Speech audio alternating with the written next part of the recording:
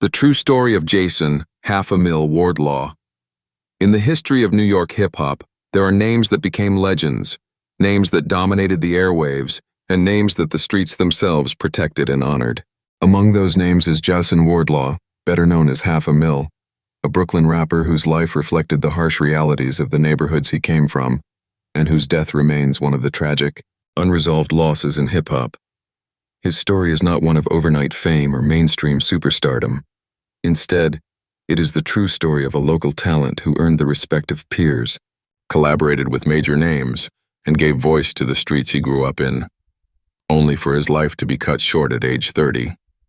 This is his story, based strictly on documented facts. Chapter 1.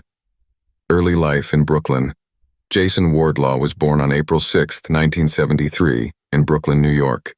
He grew up in the Albany Houses, a public housing project in Crown Heights. Like many young men in the area during the 1980s and early 1990s, Jason witnessed poverty, drug activity, violence, and police presence shaping daily life. While details about his childhood remain private, one fact is clear. Brooklyn, its sound, its struggles, its codes, shaped him completely. In the early 1990s, he began pursuing rap seriously, influenced by the rising New York scene of Nas, Mobb Deep, Biggie, Boot Camp Clegg, and AZ. Wardlaw adopted the stage name Half a Mil, a moniker that would later become unforgettable to underground rap fans.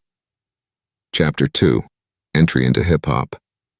Throughout the mid-1990s, Half a Mil developed his style, gritty storytelling, reflective hood narratives, and the emotional vulnerability uncommon in many rappers of the time. He didn't come into the music world through major label doors. Instead, he built his foundation through local ciphers, neighborhood performances, street mixtapes, personal connections inside the Brooklyn rap community. His talent and authenticity eventually drew attention.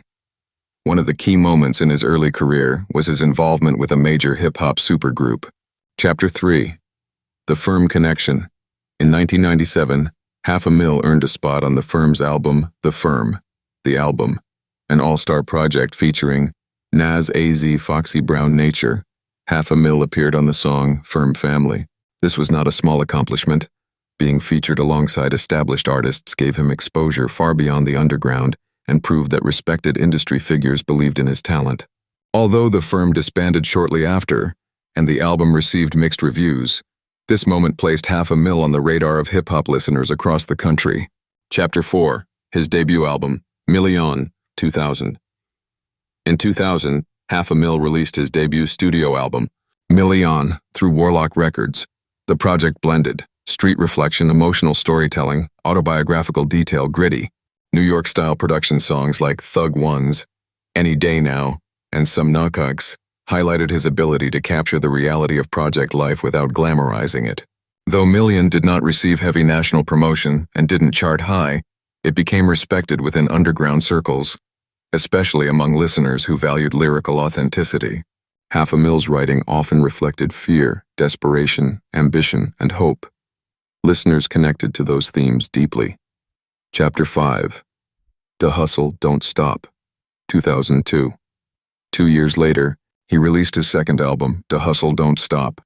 This album continued to show his growth and cemented his reputation as a raw storyteller from Brooklyn. It didn't reach commercial mainstream success, but once again, it resonated with Brooklyn fans, East Coast hip-hop heads, underground music communities. Half a Mil's consistency earned him the reputation of being a rapper's rapper, someone artists respected regardless of whether the industry pushed him to the top. Chapter 6. Personal life.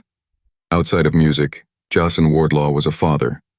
He had a son, Jason Jabbar Wardlaw Jr., who later entered the entertainment world as well, appearing in film and television. Wardlaw's friends and associates described him as reserved but charismatic, focused on music, heavily connected to his Brooklyn roots, someone who cared about the people in his neighborhood. But he also lived in an environment marked by poverty and danger. Those realities shaped his music, and tragically, shaped his fate. Chapter 7. The Tragic End. On October 22, 2003, some reports list October 24th, Just soon, 500,000 Wardlaw was shot and killed inside his own apartment in the Albany houses in Brooklyn. He was 30 years old. Police reported that he suffered multiple gunshot wounds. After his death was discovered, an investigation began, but the case did not lead to a widely publicized arrest, conviction, or clear explanation. The details surrounding his murder remain murky, and no firmly established public resolution exists. His passing shocked his community. Many fans and artists felt that the hip-hop world had lost a meaningful voice far too soon. Chapter 8. Legacy. Though 500,000 never reached commercial superstardom, his influence remains alive through underground hip-hop fans, fellow New York artists, his 2 studio albums, his contributions to the Firm documentaries like Player Hating, A Love Story, released years after his death and featuring him prominently, his son's creative career. His music continues to circulate online, and listeners often describe him as one of the underrated lyrical voices of late 1990s and early 2000s New York hip-hop. He is remembered for honesty, raw storytelling, emotional depth, loyalty to his neighborhood, a voice that captured the era's struggles. And that is why, even without mainstream fame, 500,000 still has a dedicated following today. Final chapter. Who he really was. When you look at the facts, the picture becomes clear. Jason Wardlaw was a Brooklyn rapper born in 1973. He earned respect through skill, not industry promotion. He appeared on a major album with Nas and AZ. He released 2 solo albums that remain underground favorites. He was shot and killed in his home in 2003. His case remains unclear. His legacy lives through fans, his son, and his music. 500,000 represents a large part of hip-hop's history. The artists who lived the truth they rapped about, who inspired their neighborhoods, and whose stories remind us how much undiscovered talent existed in New York's streets. His life was brief, but his voice has lasted decades.